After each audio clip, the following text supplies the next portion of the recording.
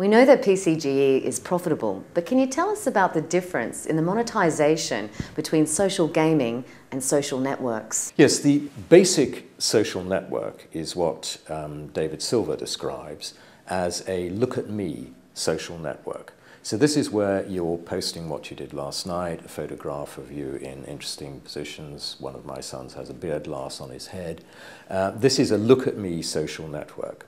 And down the side of that are what are essentially banner ads. Now those can be very sophisticated. Facebook knows where you are in the world and it puts up an ad relevant to your location. So if you're on holiday, it will bring up ads that are relevant to where you are on holiday. But essentially that is still a banner ad and it's the old basic click-through, and that's where the money comes from. Now in gaming it's completely different. Social gaming is the sale of virtual goods within the game. And that is a much easier proposition for people to understand and is obviously immensely profitable because they are virtual goods. So this is weapons in World of Warcraft, clothes and houses in Second Life. This is pigs and seeds in Farmville. And these are all micropayment purchases, but they add up to 1.8 billion a year reported.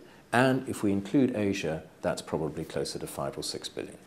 Can all of these games be played on any device? No, they can't. Basically, if we'll put to one side the consoles, so that's Xbox, PS2 and Wii that competes at a different level. There are then two types of games that are running on computers. One, like World of Warcraft or Second Life, requires a client download onto the computer. And that's normally quite a large program.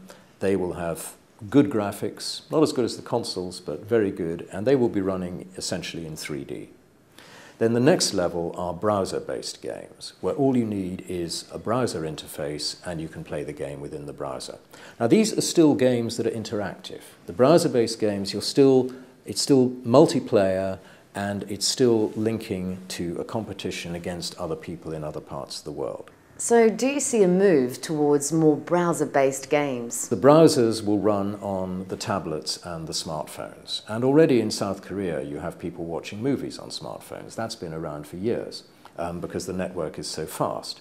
And so I definitely see that will happen. And you've got to remember that processing power doubles every year, and it has for some time. And in the case of the iPad 2, that has more than double the processing power 9 months later. And so you will see that shift to better graphics in browser-based games and games that can be played on other devices. So what's next for social gaming and PCGE? Well, for social gaming, I think it's actually what's next is already here, and that's the linking of real-world products into games.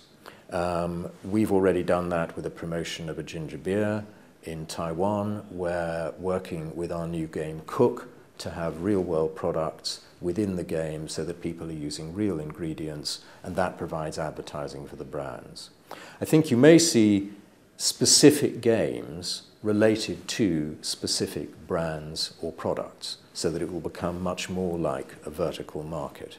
And unless advertisers and brands link into this new medium, they're going to lose out.